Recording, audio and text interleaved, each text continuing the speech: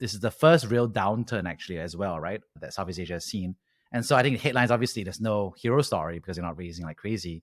But now you have companies that are winding down, companies that unfortunately going through some hard decisions, which is, like you said, in the realm of like acceptable behavior. But also there's the window of time when these bad behaviors, if there were in the past, can come out for other companies, right? And so I think the press and the public is kind of going through this sifting process. And some of it would be well justified and some of it would be less well justified. Welcome to Brave. Learn from Southeast Asia's best tech leaders. Build the future, learn from our past, and stay human in between.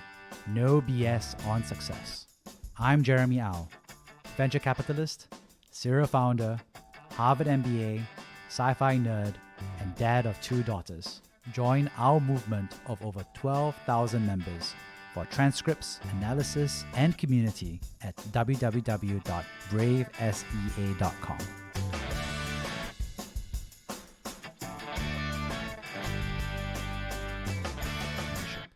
Poland is a private B2B liquidation marketplace. The startup connects sellers carrying excess inventory with bulk buyers across the world. The platform incorporates pricing algorithms, dashboard analytics, and sustainability metrics to find great liquidation outcomes. Hundreds of tons of usable products that would have been incinerated or gone to landfill is now used by happy consumers instead. Manufacturers get more revenue, buyers get cheaper inventory, and the world benefits. Learn more at www.poland.tech. Good morning, Shiyan. Good morning. Up and at 'em. Yeah.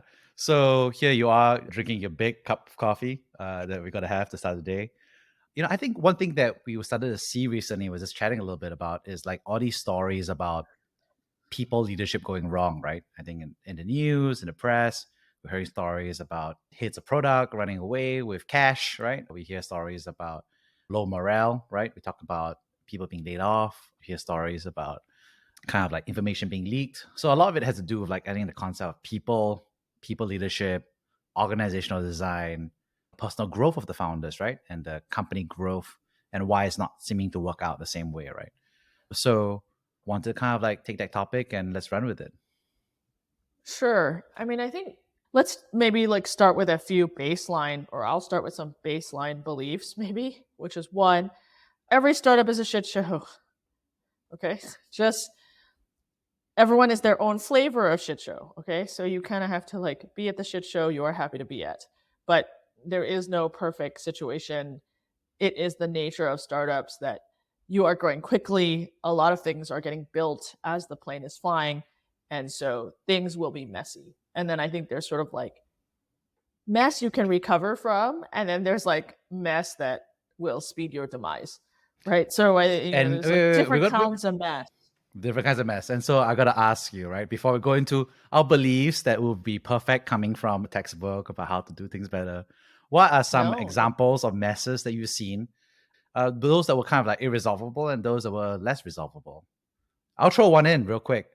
Sure. Co-founder conflict, right? When mommy and daddy ain't so happy, it can be very disruptive to the whole organization because they go into camps, they fight each other, and then often there's co-founder conflict or one co-founder leaves, right? And then there's turnover. So there's a common mess and it could be recoverable in the right situation. It could not be recoverable in many situations, right? So that's one. How about you?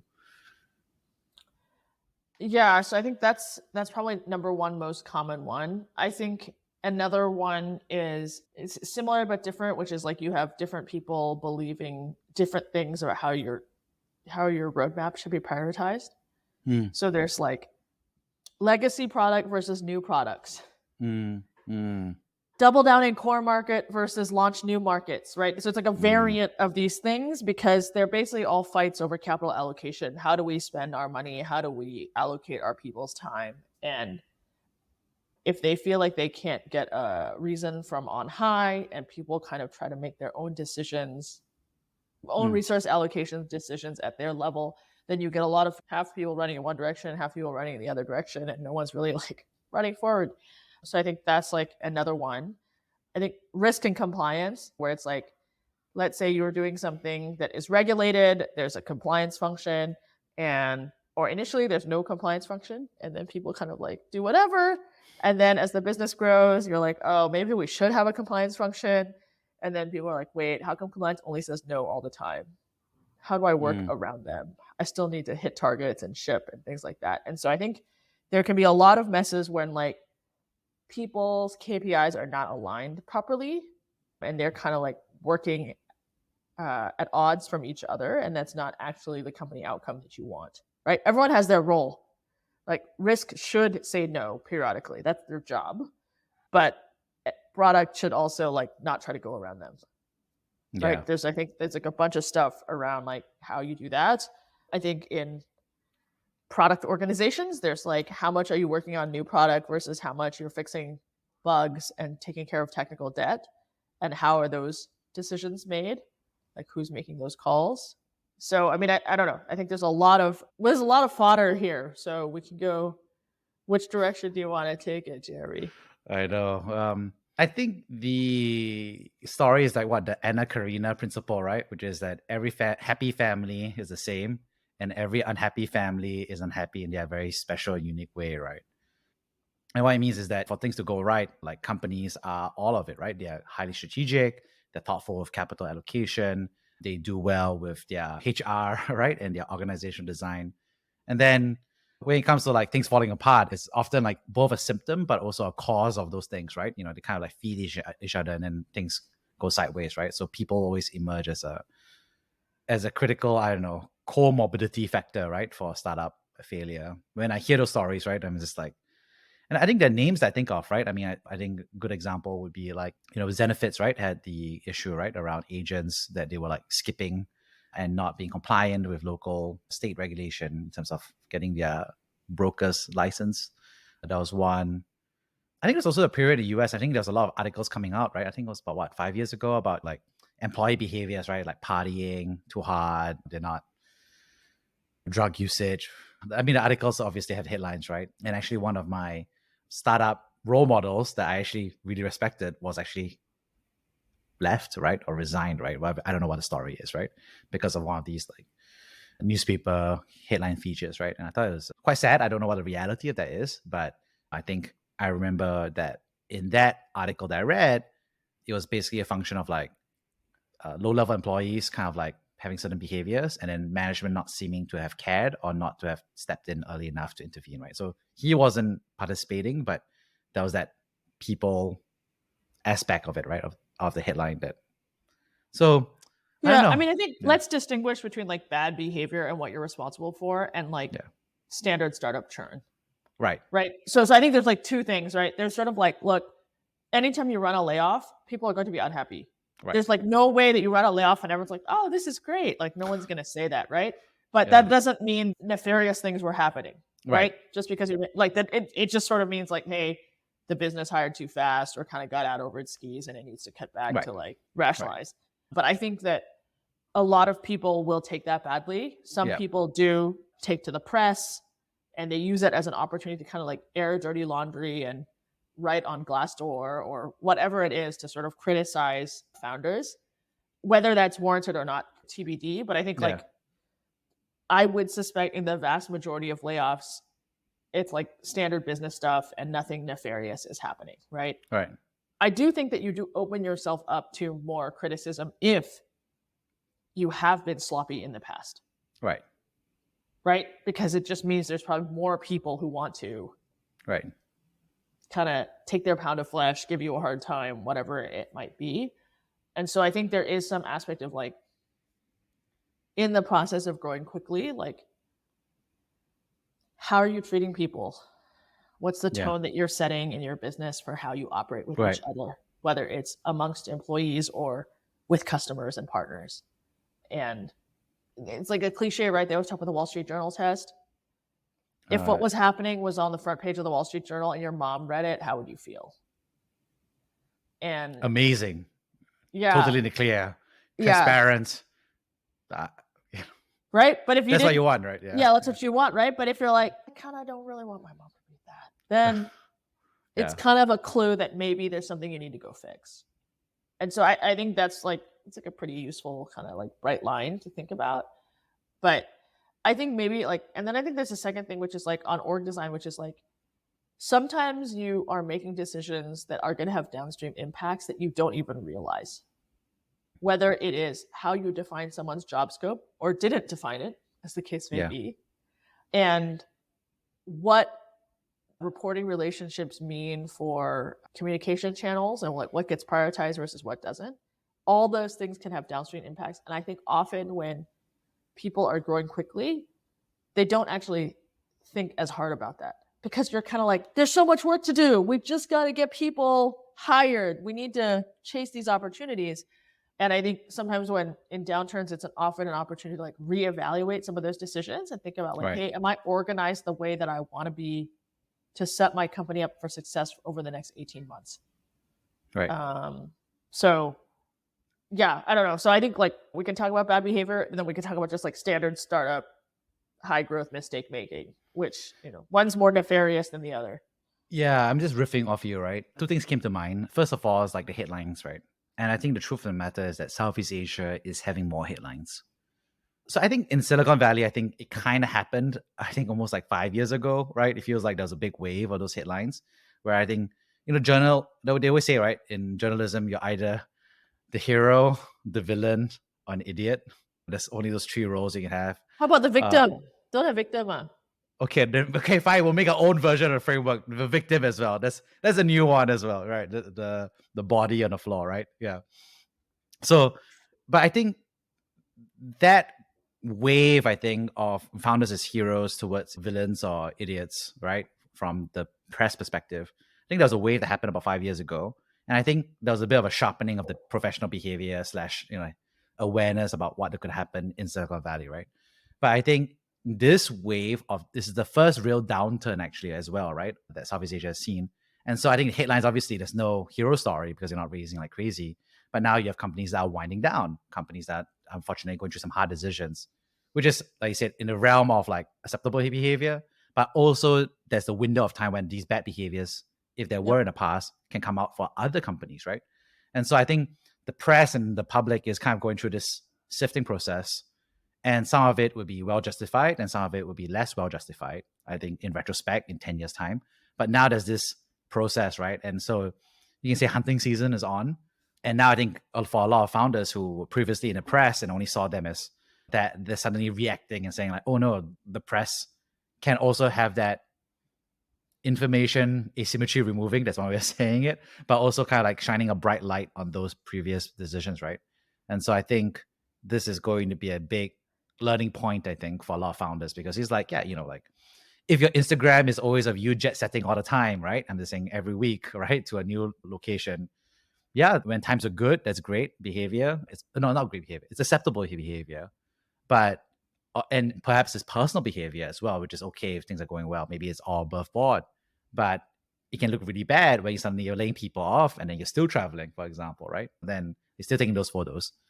Those are all. It's bad for employee morale as well. But I think there's this aspect. I think that there's a bright light that's not happening. These headlines, all the headlines are coming out now. Yeah. Well, I mean, I think people are more disgruntled. People want to have their stories out there, right? So yeah, it's understandable, right? If you're unhappy, you want people to hear you, and you want people to be in your corner, right? Yeah, I think that's fair. I mean, I think in the boom times, there's a lot less scrutiny, right? Yeah. And so as things get harder and people start shutting down or laying off, then a lot more questions get asked, and I think that's appropriate.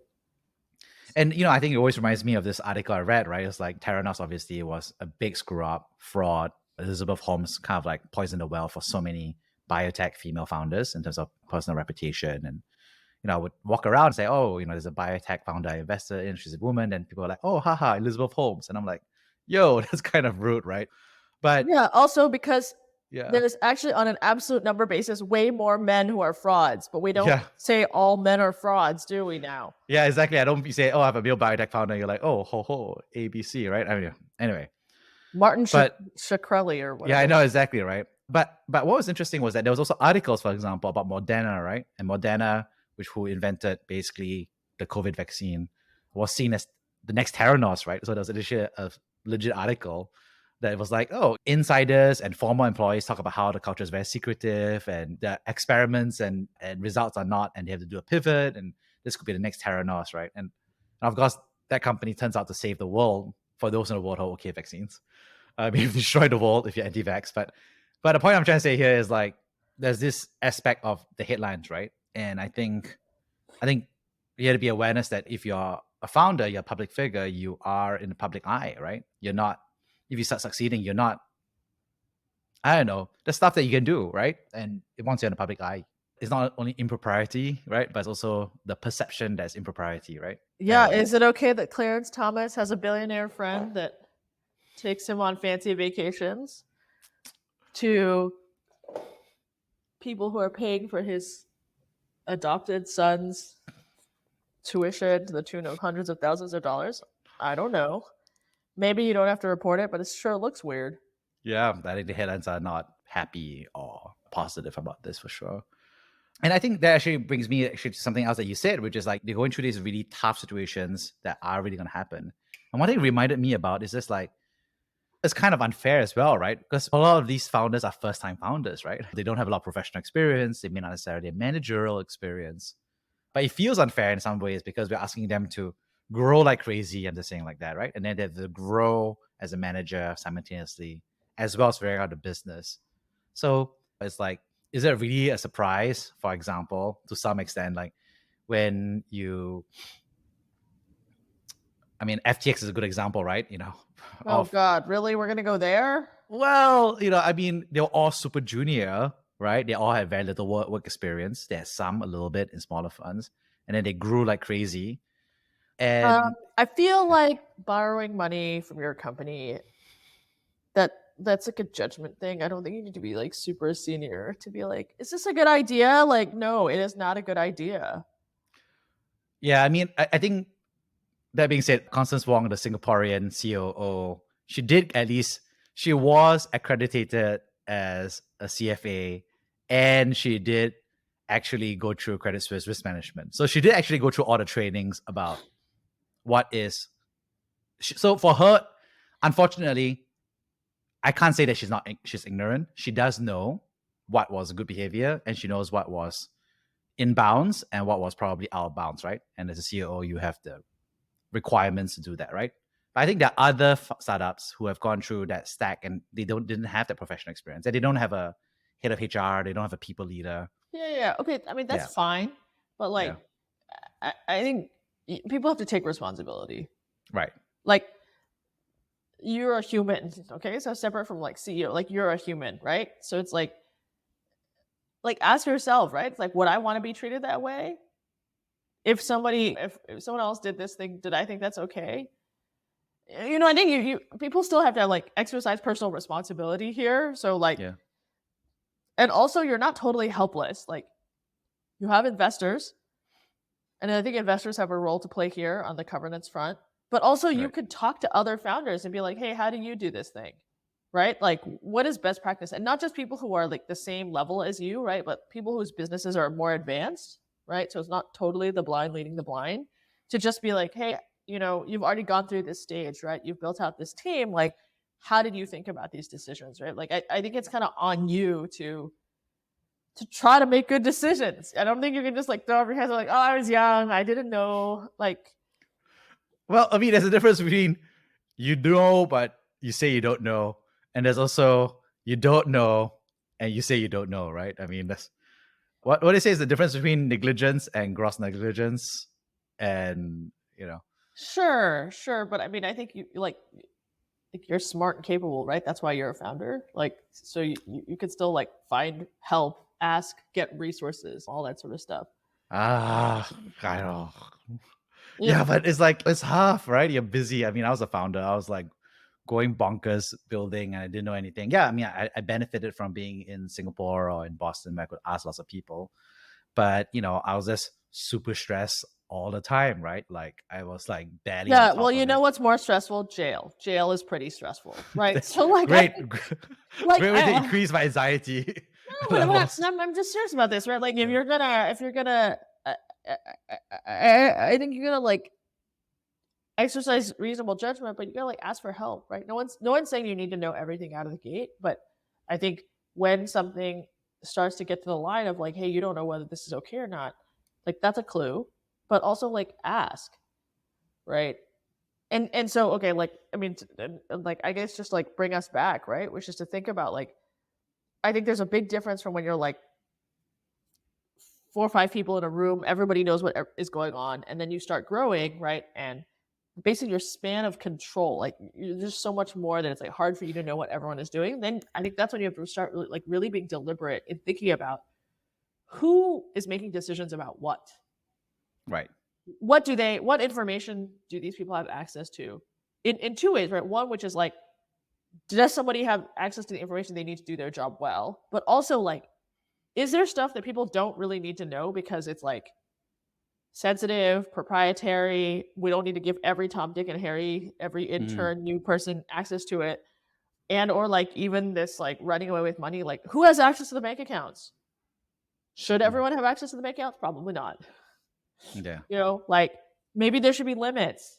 You can't withdraw more than $10,000 without two signatures or whatever it is, right? So I mean, I think there's something when like as the business grows, you'll have to think about kind of what that expanding pool of like controls is, and you just need to be more deliberate about some of it. Right.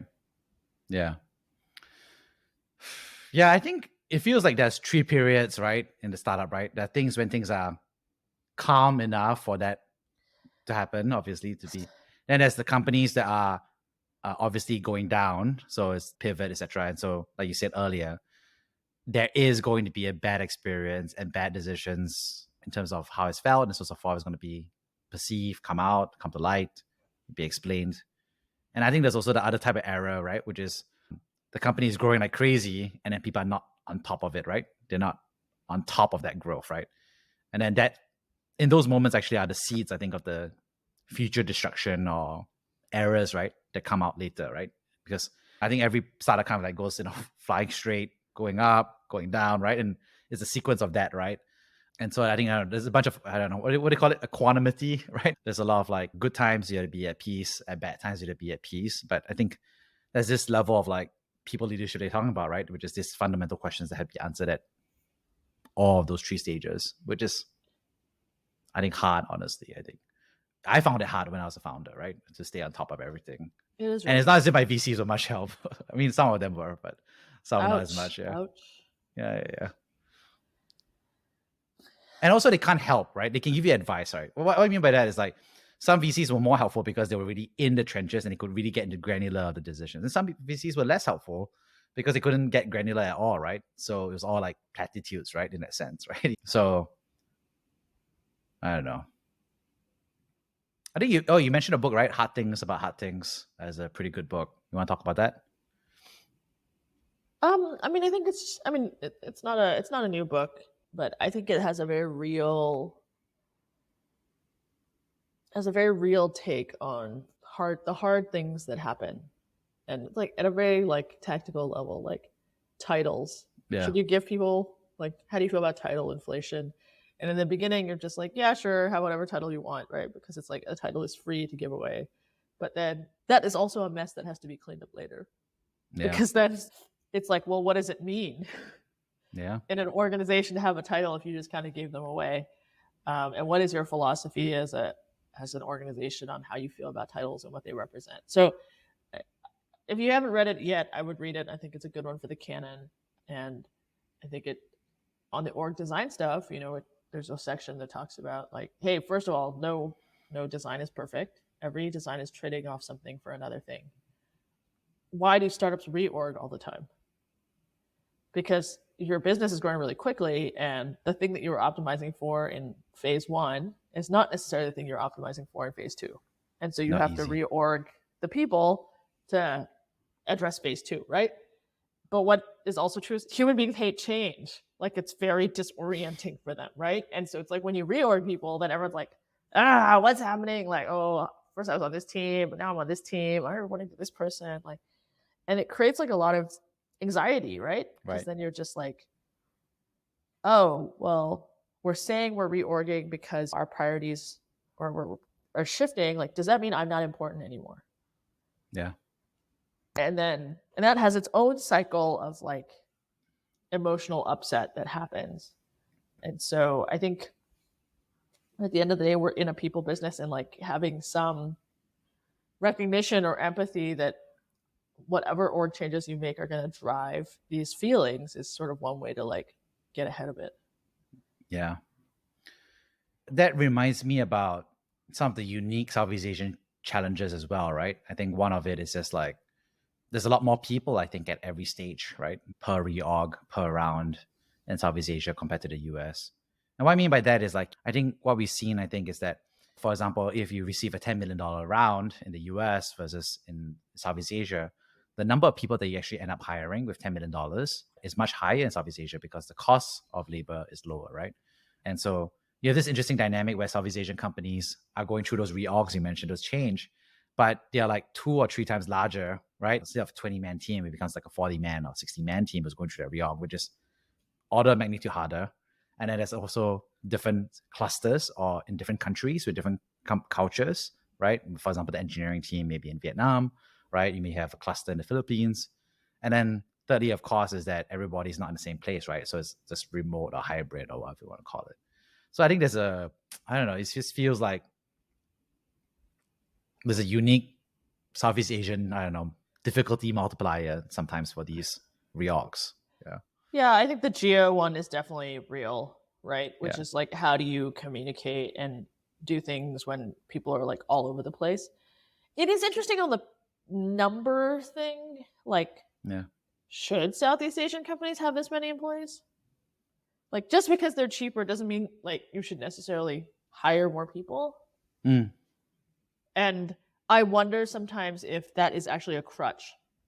That because people are cheaper, the tendency is to throw bodies at the problem rather than actually trying to use software to automate something, which would give you more Yeah. operating leverage later. And I think it can be a crunch to find the middle or senior talent that can also really complement you, right? So, for example, you may make a decision to say, hey, we can't really find a great CFO or controller that we really, really like with startup experience, but we're happy to take a bunch of finance leads, right, to run the process in the meantime. I think there's a common trade-off I think I see a lot of startups kind of make because the cost disparity, but also the fact that they can't find that person easily in specialized domains means that, I don't know, they end up choosing one way, which is not wrong. If you ask me, like, you put my hand on my heart, I'll be like, is it wrong? I'll be like, no, I think it makes sense. I mean, you got to solve accounting and basic control, so you might as well hire now. But like you said, there are implicit costs that will catch up, right, in 1 year, 2 years, right? When you're saying, did we architect the finance right? Did we put in the right controls? All these other questions, right? Yeah. Yeah. Yeah. Not Yeah. easy, I say. Well, I think, Yeah, I yeah. would suspect though, like in some of those situations, of course, you need to get some of the basics right, which is like people need to get paid, accounting needs to be done, but you might not find the perfect right senior candidate. But if you can actually find a good mid-level general athlete, that might be better. Yeah. At least apply some strong analytical thinking to the problem before things get really out of hand. Yeah, and that's the tricky part, right? You have the cash burn, and you're like, this person is being paid 5 times the other person. It's worth 5 people in terms of cost arbitrage. Is this worth it?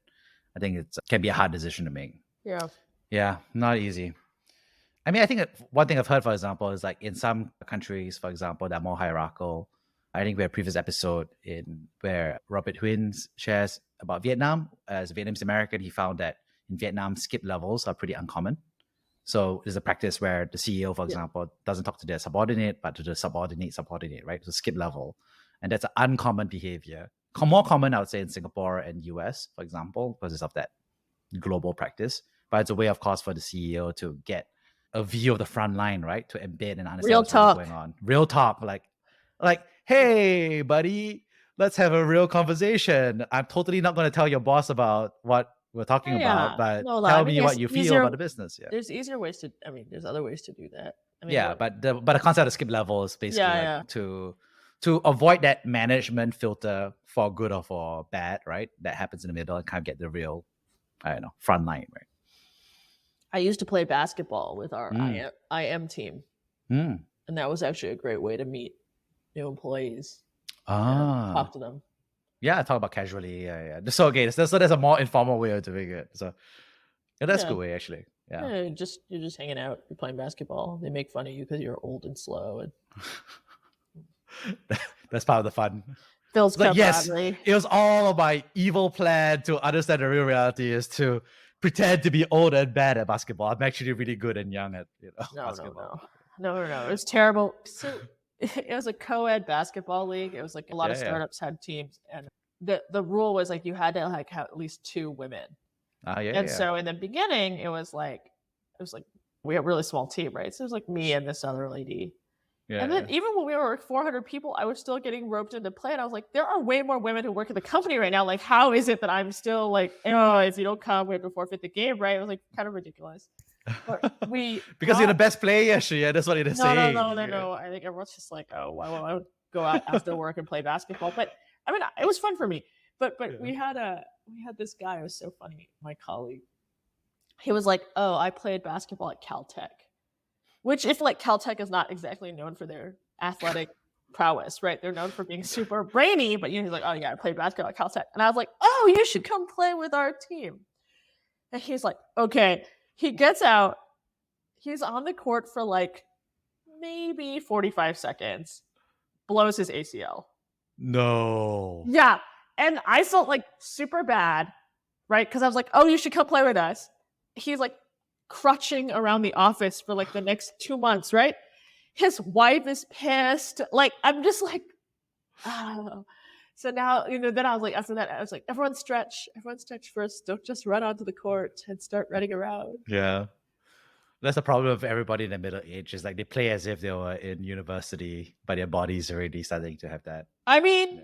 he was a varsity player. He told me he played at Caltech. I know, but we're getting old. Yeah. So, I think talk about, I think people, I think one thing is, I think actually there is, I think from my perspective, a lack of great people leaders in startups. I feel like in Southeast Asia. That's my perspective. I think there are great recruiters. I think there are a lot of people who are pretty solid, I think, at processes, obviously payroll, compliance, and so on and so forth. But I don't feel like there's that, I don't know, that community of great startup people leaders who have gone through 1, 2, 3, because it's not about processes of recruiting, right? It's more like you can say processes, compliance, and culture, let's just say. But it's really about the fact that it's a high growth. It can go up, it can go down, it can go sideways, right? And for performance, right? Rather than stability, right? So I think that's that aspect, I think, that I haven't met personally as many great, I think, startup veterans, people leaders in Southeast Asia. Yeah. I was in a conversation earlier this week with a bunch of foes, sort of mid to late stage companies in the region, and Yeah. we were chatting with a couple of US CFOs who had taken companies public. Right. And so something that struck me was they were talking about the difference first, like how to build up the function Right. on the path to IPO, but also how did their responsibilities shift over that period of time? Right. The difference between private company and public company CFO. And one thing that stuck with me was one chap, very senior, very successful. He said, look, you just have to realize that once you go public, a third of your time will be gone. You'll be on the road talking to investors, being at conferences, preparing all this sort of stuff. So like you're not going to have time for all that internal. So you need to build up your team to get to that level. And he broke down his responsibilities and like he's like, I actually have 3 jobs, right? So one is like, what is my role as a member of the senior management team? Okay, as a leader of this company. What is my role as a leader of a function? Right. So finance to the entire org, right? Like how does the entire org view finance and like what this team is doing? And then what is my role as like a people manager? Right. In charge of like the literal people, right? Right. And he's like, basically, he's like, I just leaned more into that first role, my role as a leader of this company. Right. Which I think to your point, Jeremy, you don't see as many of those. You see more functional leaders, but not necessarily company level leaders and being able to like be strategic and talk about that. Or they don't necessarily even see it as their role. They see their role as delivering the functional work. Right. And then that first one, the people management stuff, like I think a lot of people don't actually spend much time thinking about that at all. They think of their people as resources or widgets Yeah. rather than something that you kind of have a responsibility in developing over time. Right. Yeah, and I think that's true. And it's hard to tell who these people are, right? I mean, it's non-obvious, frankly, to me, even today, is like who are the best people leaders in Southeast Asia? Well, if you do know, feel free to give us a shout out, I guess, and let us know. Because I'm so curious, like who are the best like head of people, right, in Southeast Asia? I don't it's hard to tell who are the best startup CFOs who actually know what to do, right? Not easy. I think it's not easy a job to do, and it's not easy to identify those who are truly good at it versus those who kind of like kept the seat warm. Oh well, that's very harsh. So diplomatic it has, isn't it? It's like they were there for the ride and I don't stuff kept know. going. In a high growth company, I don't know if you're there for the ride. Like, if you're only there for the ride, you're gonna fall off the chair. There's just so much stuff that has to get done. Oh, that's a good point. There are different stages of the ride. So you could be a great, I remember in Boston, there was a CFO, and the CFO only did like kind of like seed to Series B. So the specialization was like, I go in, I know that there's no controller. So I walk in my controller, I set the accounts, and I got to make it gap compliant. So it's like, he's got the whole playbook, right? Then step number 2 is I'm going to work on a board package, make sure it's super done. All the charts are there, make sure the VCs are happy. And then 3 is lay out the fundraising plan and the targets. And it was like playbook, right? And Series B, peace out. I'm done. I did my 4 years, hopefully. And I'm going to go back to another seed company, right? And it was a fractional approach, but also I think self-awareness. It was like, oh, I like this madness and I like structuring Yeah, it. And then and I being don't a like public being company CFO is totally different, right? totally different type of person, right? Yeah, Yeah. 100%. So I think that applies for people leadership as well, right? In terms of like, head of people, like that people who are really good at early stage, and then some people are much better for the later stage, for example, right? I mean, I think Yeah. what you find is heads of people in the early stage are much more recruiting oriented Right. because that's what has to get done, right? You're Right. like, I just need to get bodies in the door, right? And then I think later when the company has more maturity, then you'll find people more who are like retention, Mm, development, and then there's sort of the attendant subspecialties there, right? Leadership and yeah. development, compensation, like HR, there's a lot of just like legal stuff you have to get through. I would say that I think in terms of that ramp dynamic, I think the biggest error, but I think a lot of recruiters kind of find out, but I think is kind of like can be a career limiting move for a lot of startups is like you can be focused on recruiting, but you have to do the onboarding. Yes. So I think that's such a common error. I see new kids of people come in. It's like they focus on recruiting because everyone's there. And then they kind of like get stuck in the hunt, if that makes sense. And then the onboarding kind of gets left behind because they're like, oh, that's somebody who handles process to do. But the problem is that from a candidate perspective, they have a relationship with you as the head of recruiting in that sense. And so from onboarding, they still want you, right, from a relationship before they kind of go there. And also, I think the first 3 months are really the highest likelihood of the person churning out, the person failing to hit the performance requirements, the person just saying, hey, I moved to this new role, new company, and my spouse and kids don't like it for some reason, and I doesn't work for me, right? So they kind of like head back to their old job or somewhere else, right? And I think Yeah. that's such a critical period. I think, yeah. So, I mean, you have to think about like candidate experience all the way through to first 90 days on the job, right? So, like Right. the way that you think about your customer and product experience, right? That's Mm. a candidate experience. And what does that Yeah. funnel and process feel like? And how do you ensure like success? Because you spend a lot of money to recruit someone. And so if you don't invest in onboarding and they don't kind of hit the ground running, then you've wasted a ton of money and time. So totally agree on the Yeah. importance of onboarding often being kind of overlooked here. Yeah. And everybody's unhappy. But so I think a lot of heads of people kind of course correct pretty fast once that happens. But I think it's something to know before coming in, right? And I think it's something for founders to also make sure that their recruiters are really focused on, I would say, when they bring them in.